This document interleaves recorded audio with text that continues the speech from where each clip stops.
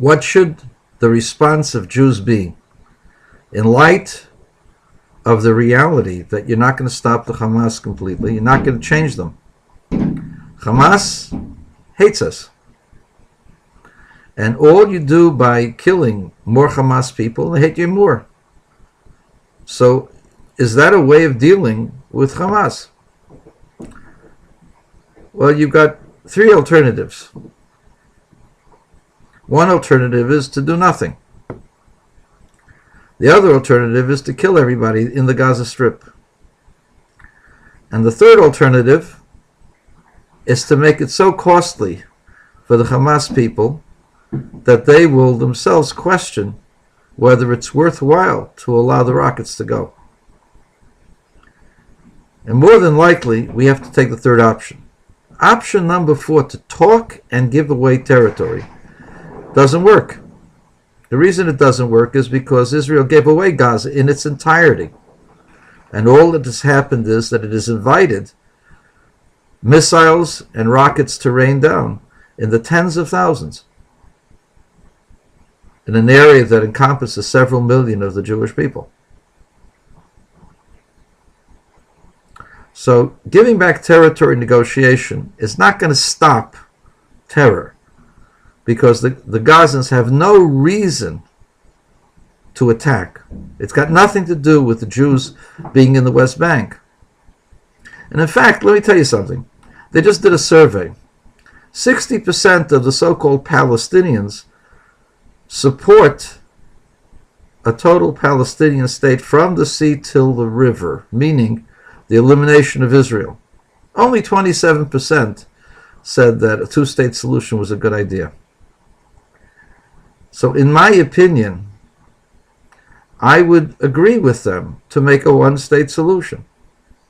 And that one state isn't going to be Palestine. The one state is Israel. Israel would be better off annexing all the territories, and if necessary, going back in the Gaza Strip and annexing that as well, and chasing them out. Say, well, that's brutal, that's inhuman. It may be brutal and inhuman for those people who don't have to live next to them. If you, in Detroit, were being rained weapons from missiles from Windsor or from Acapulco, they were throwing thousands of missiles at San Diego, the United States would come and mop up and flatten the entire Acapulco. And don't tell me they didn't do that. They wouldn't do that. What do you think they did in Iraq and Afghanistan? They played tiddlywinks. They flattened the area, arrested anybody that had any connection with terrorist activities. So when the shoe's on the other foot, you act brutally because you want to protect your citizens. But when it comes to the Jewish people, Jewish blood is cheap. Rains missiles on Beersheba. Well, how many people got killed? Don't make a difference. Tens of thousands, hundreds of thousands of people have to run into shelters 5 times a day because they're raining rockets. That's the disruption of their lives completely. Half of the population of Israel doesn't have to go ahead and have sleepless nights and be worried that there's going to be rain of rockets. What we need is a deterrent, a measured response, not just a measured, limited response of a couple of missiles. But what we need is the destruction of the entire infrastructure of Hamas. Nothing more, nothing less.